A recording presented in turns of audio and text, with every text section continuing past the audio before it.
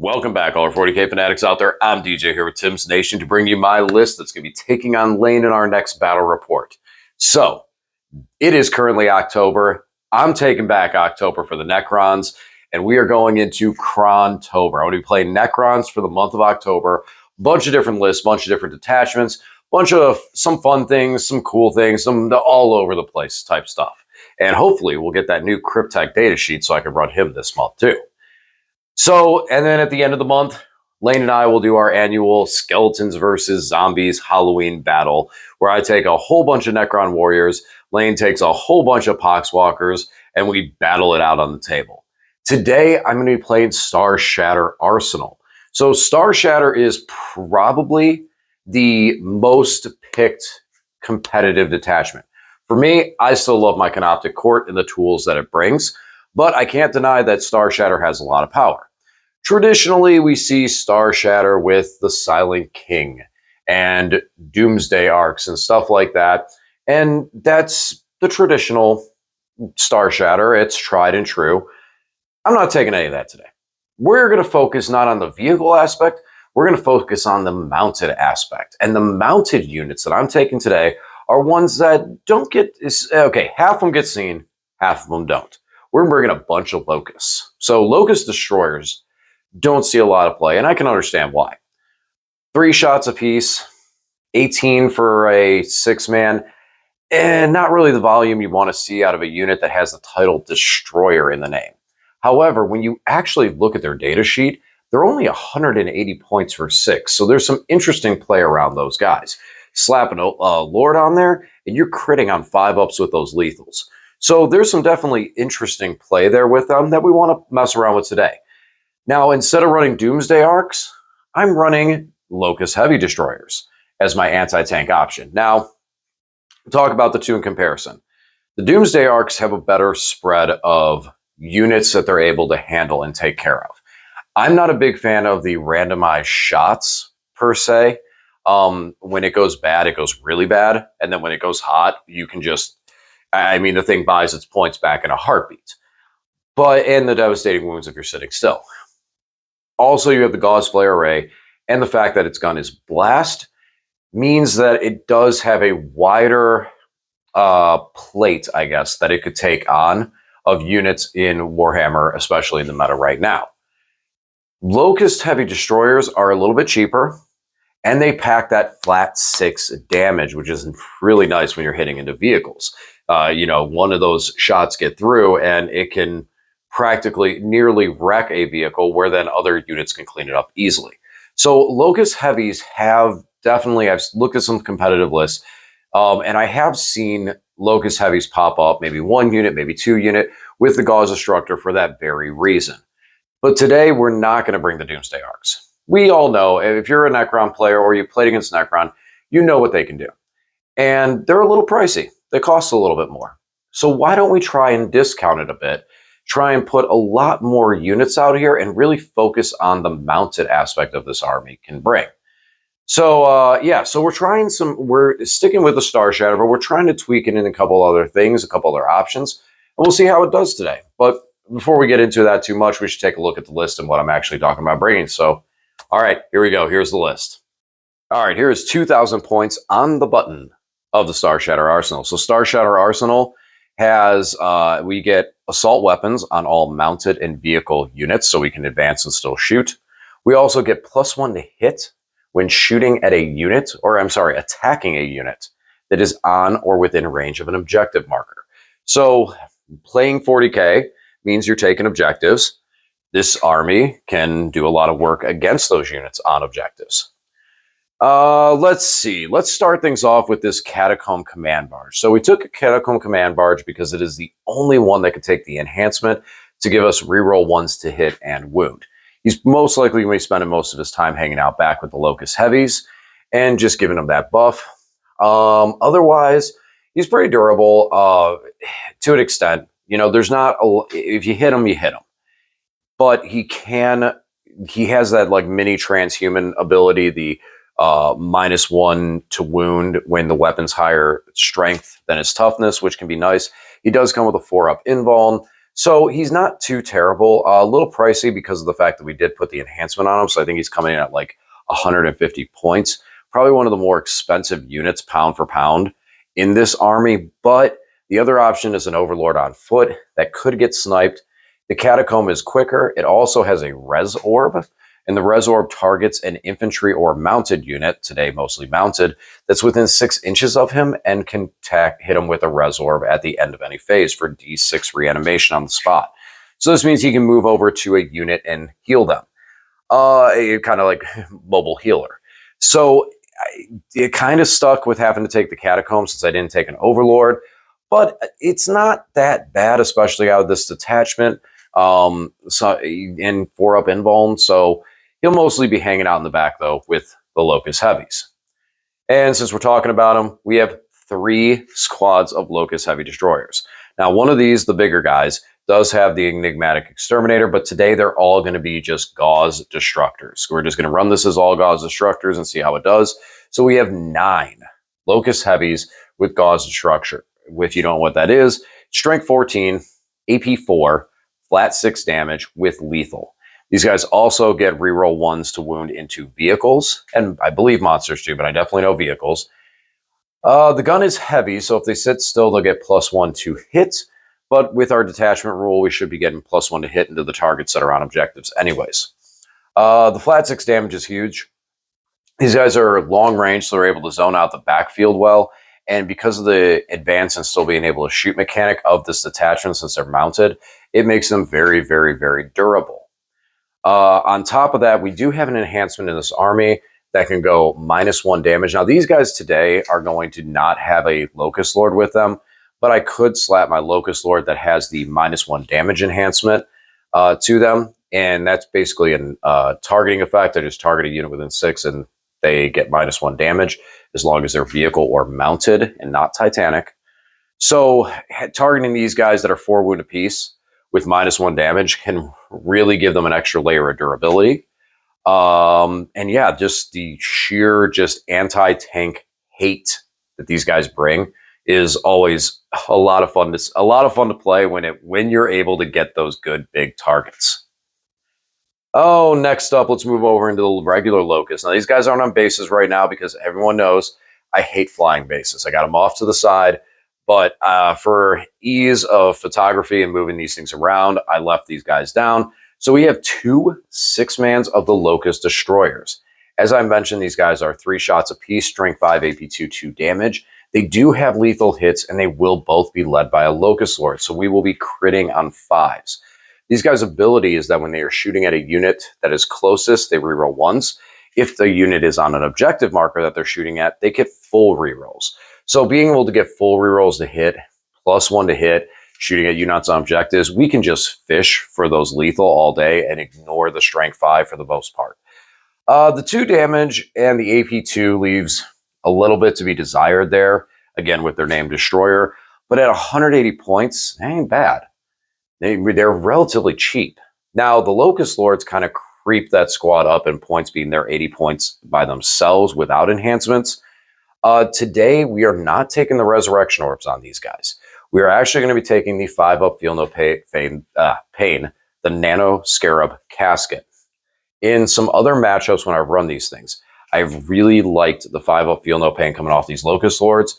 So late into the game, when I lose the Locust and I'm down to just the Lord, which usually happens, that guy can still float around and wreck house with his ability to be able to reroll hits and wounds into units and vehicles that are below 50% of their starting strength.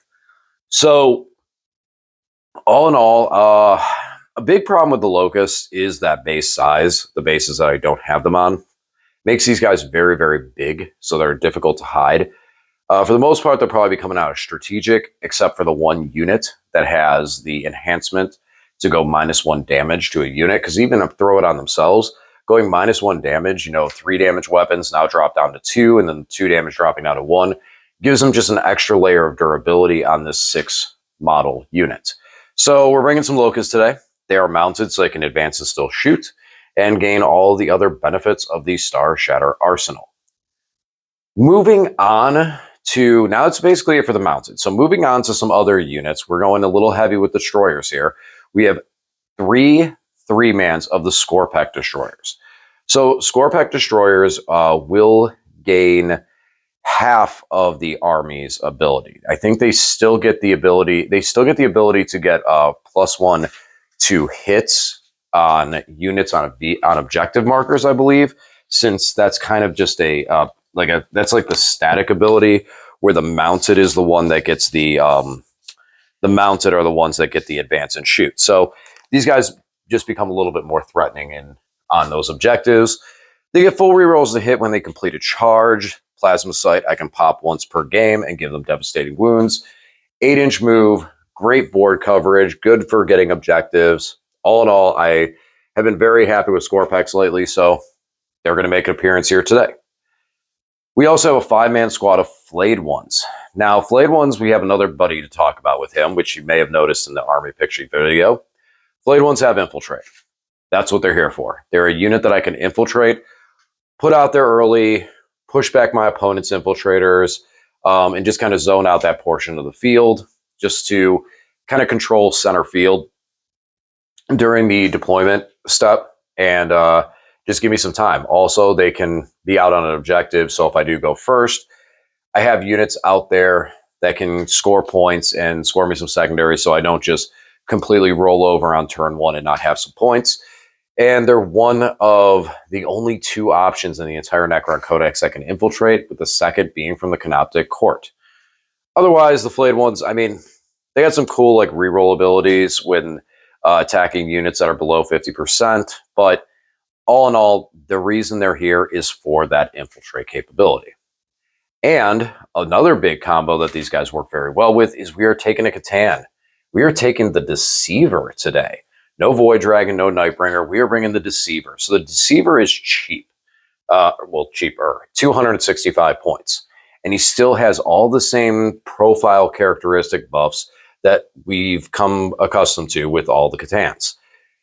This guy, however, also comes with Stealth. So that makes him just -1 to hit to shooting, giving him a little extra durability. Otherwise, his combat and his shooting is not too impressive. 6 shots. Strength 5, I believe it is. AP 2 or 1 or 2, 1 damage, 4 up anti-infantry, precision with dev wounds. So there's the precision's there, but I mean, you need a lot of hits to go through to really be able to take out most characters with that. Maybe it's going to be come into play, maybe in some 4-wound characters or little 3-wound guys. But then in combat, he's got 8 attack, strength 8, AP 3, flat 3 damage. Very solid profile there. Very clean, very reliable. Not a bunch of D6 rolls, so I do like that out of him. I like the stealth aspect of him. Added level of durability on top of the damage reduction and the 5-up feel no pain and the 4-up invuln.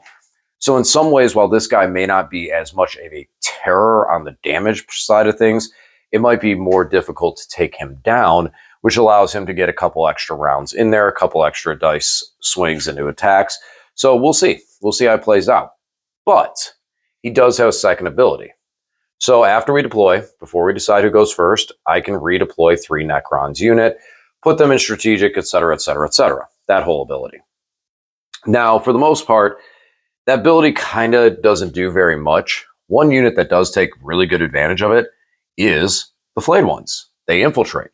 So I can place these guys in a terrible position, just drawing a line right across the middle of the field, blocking my opponent out, and it would look like, oh, you're going to shoot them, they're just going to get destroyed, the Flayed Ones are in a terrible position, but then no, wait.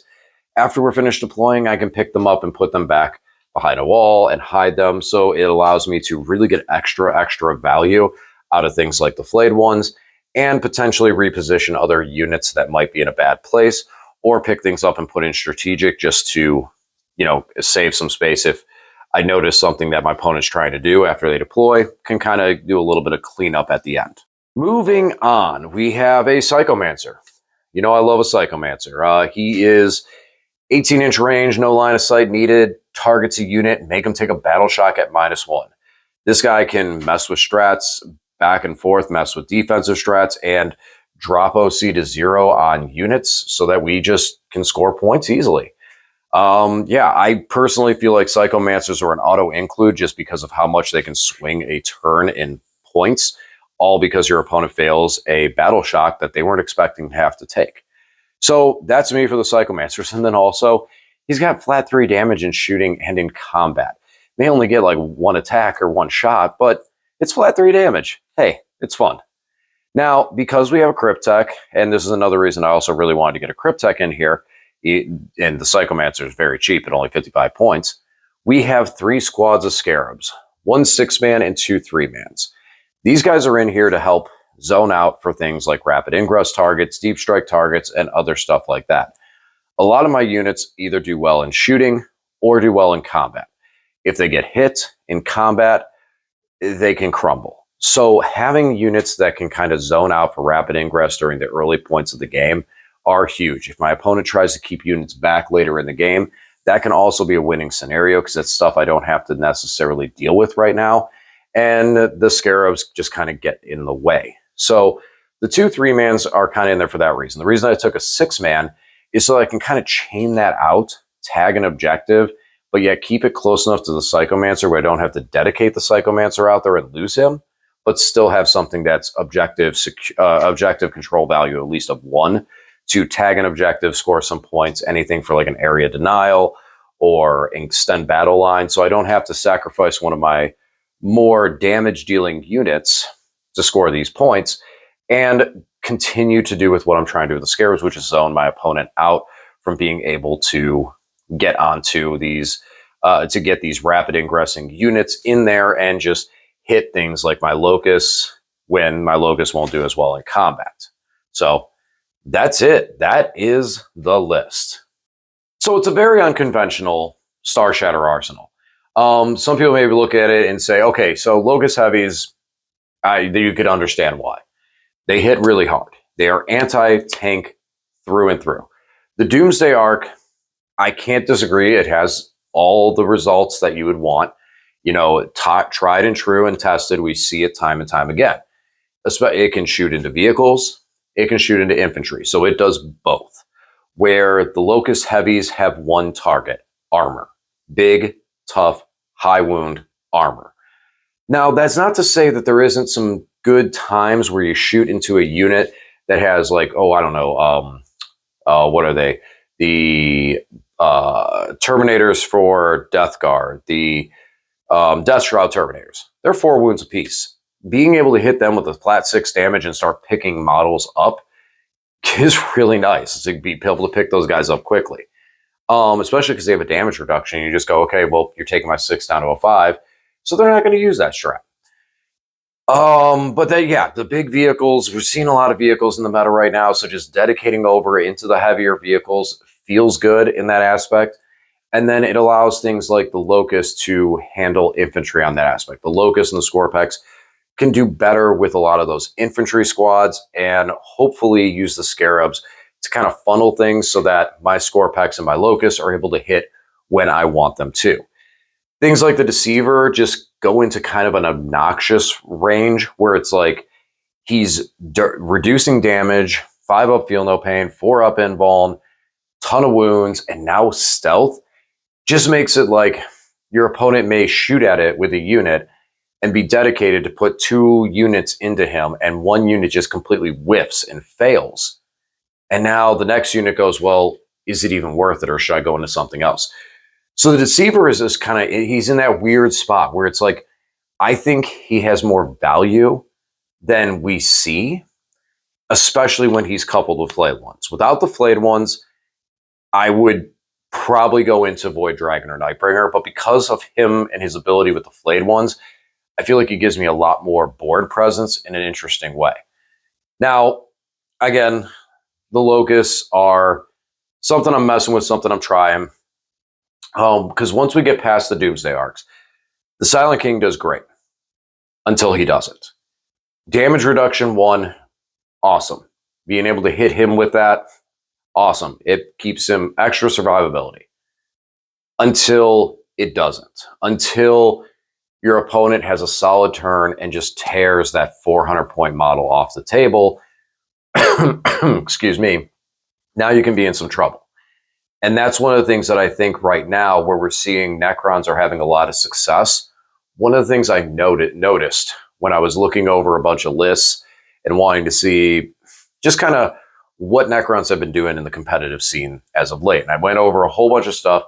And what I noticed is with the GTs, the grand tournaments that have the higher number of players, the ones that are the ones you really look at, when Necrons do well, they're sitting sixth, fifth, fourth, third, and that's about where it's slowing down. So there's something that we're missing to get that little bit of that click over into that first place.